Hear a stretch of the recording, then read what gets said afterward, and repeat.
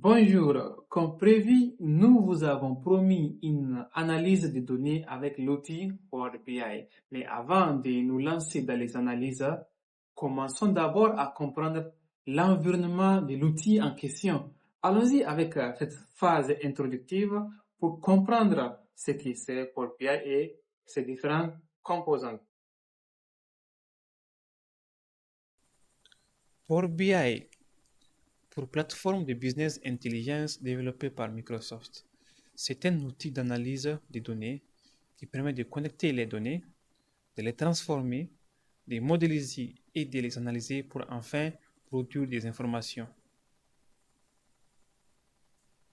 Pourquoi apprendre Power BI? Power BI permet d'automatiser les rapports, de les analyser et de construire des tableaux de bord interactifs. Il faut savoir qu'avec Power BI, on peut analyser des millions de lignes.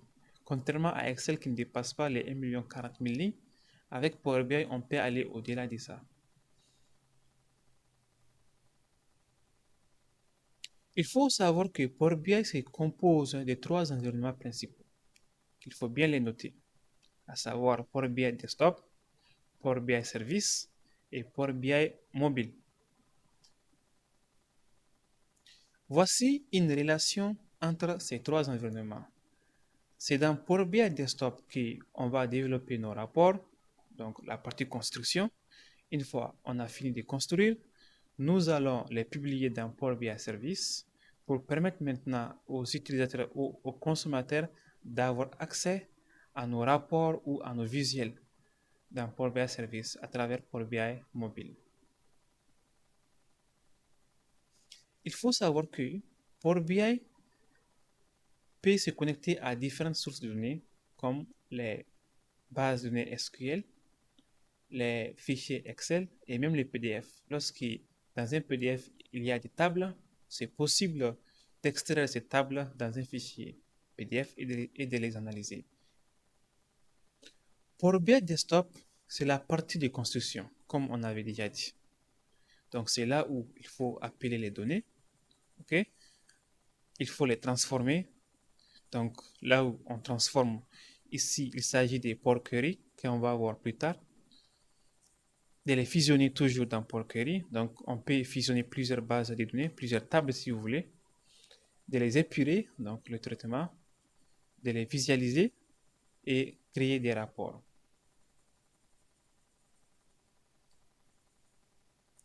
Voici comment se présente l'interface de Power BI lorsqu'on rentre dedans pour la première fois. Donc ici, on voit rapport vierge. Donc lorsqu'on clique sur rapport vierge, on va atterrir à l'interface suivante. Ici, on peut nous connecter à des fichiers Excel, ici à des fichiers SQL, et là, si on a d'autres sources de données, on peut obtenir des données ici, à travers ici. Tout ça, nous allons le voir dans, dans Power BI concrètement.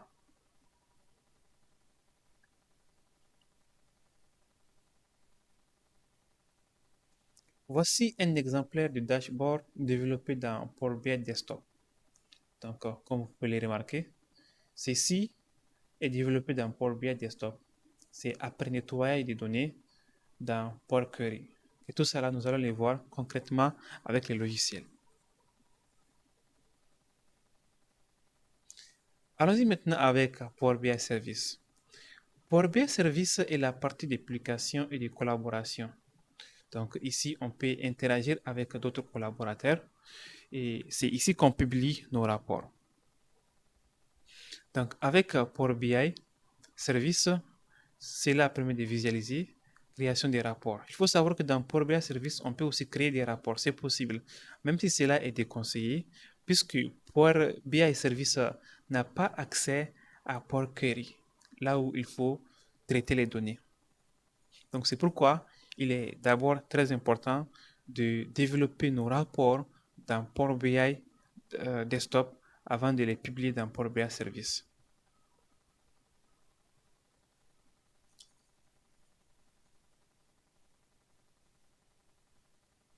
Donc voici une relation. Déjà, nous vous avons déjà montré une relation entre Power BI Desktop, Power BI Service et Power BI Mobile. Donc, avec les dashboards qu'on a montré pour exemple, on peut l'amener dans Power BI Service après publication, puis dans Power BI Mobile pour les consommateurs finaux. Donc, les consommateurs finaux peuvent avoir accès à nos publications à travers leur téléphone, leur tablette, leurs ordinateurs, etc.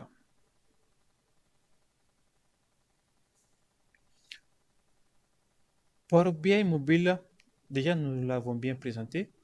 Il s'agit de la partie pour les utilisateurs, donc les consommateurs finaux. Power Query.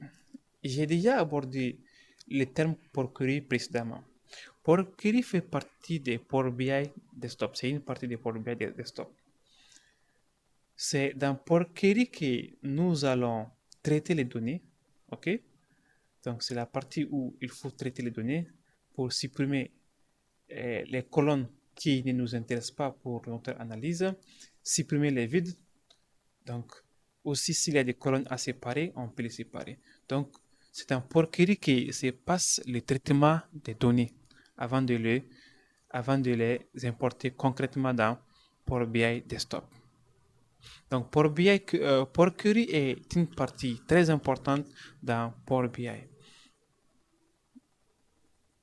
Si on veut faire une comparaison entre Excel et Power BI, il faut savoir que les formules Excel, donc lorsqu'on fait des calculs dans Excel, là on parle tout simplement des formules Excel. Mais avec Power BI, on parle du langage DAX. Mais attention, il y a les langages DAX, il y a aussi le langage M. Le langage DAX, lorsque nous sommes dans Power BI Desktop. Le langage M, lorsque nous sommes dans Power Query, là où on fait le traitement des données. Il faut aussi voir que lorsqu'on parle de TCD, les tableaux croisés dynamiques dans Excel, cela se présente comme des dashboards interactifs directement dans Power BI. Donc, Excel est limité en termes de partage des données. Par contre, Power BI, on peut publier nos rapports sur le web comme nous avons déjà parlé de ça précédemment. Le cycle de travail de Power BI. Donc, une fois les données, on connaît déjà la source, on se connecte. Donc, on amène nos données dans Power Query pour le traitement. Une fois les données bien traitées, on passe à la modélisation en créant des mesures de DAX. Okay? Ici, on parle du langage DAX. Donc, ici, on va écrire des codes en quelque sorte. Donc, ce sont des codes qu'on écrit pour développer nos mesures. Donc, les mesures pour créer des KPI. Donc, puis, pour les visualiser, donc les KPI, ce sont les indicateurs de performance, si vous voulez. Donc, on va les visualiser. Puis, enfin, mettre en place le dashboard final avant de passer à la publication. Passons maintenant à un projet réel avec Power BI. Ici, nous nous intéressons aux données d'une entreprise commerciale de distribution. Et le chef de l'entreprise ou le directeur général de l'entreprise veut savoir, au fait, quel est le chiffre d'affaires, quel est le bénéfice, quels produits vendent le mieux, quelle région performe le mieux, quels clients rapportent le plus, quels segments sont les plus rentables, comment évoluent les ventes dans le temps. Dans la prochaine vidéo, nous allons voir l'outil en question.